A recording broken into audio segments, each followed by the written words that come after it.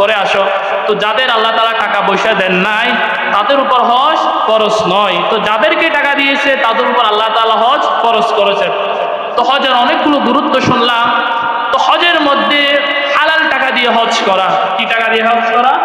হালাল টাকা দিয়ে হজ করা। হালাল টাকা দিয়ে যেটা হজ করা হয় সেটাকে বলা হয় হজ্জে মাবরুর। আপনি হালাল টাকা দিয়ে যদি আপনি হজ করতে পারেন তাহলে আল্লাহ পাক রব্বুল আলামিন আপনার হজটা কবুল করে নেবেন এবং আপনার জিন্দেগির সব গুনাহতা মাফ করে দিবেন। সুবহানাল্লাহ।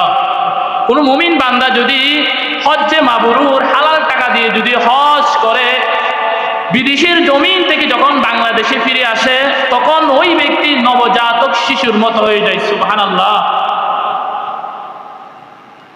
মায়ের পেট থেকে ছেলে সন্তান যখন জন্ম নেয় ওই ছেলে সন্তানের যেমন কোনো গুনাহ কোনো পাপ থাকে না, আল্লাহ পাক রব্বুল আলামিন যেই ব্যক্তি হজ্জে মাবরুর আদায় করে বাংলাদেশে ফিরে আসে আল্লাহ পাক রব্বুল আলামিন ওই ব্যক্তিকে এমন নবজাতক শিশু বানায় দেয়। সুবহানাল্লাহ।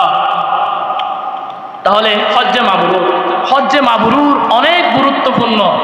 তো হজ্জে মাবরুরের একটা উদাহরণ আমরা শুনি, বুখারী শরীফের 1773 নম্বর হাদিস। এই হাদিসের মধ্যে নবীজি বলেন, আল হাজ্জু আল মাবরুর লাইসা লাহু জাযাউন ইল্লাল জান্নাহ।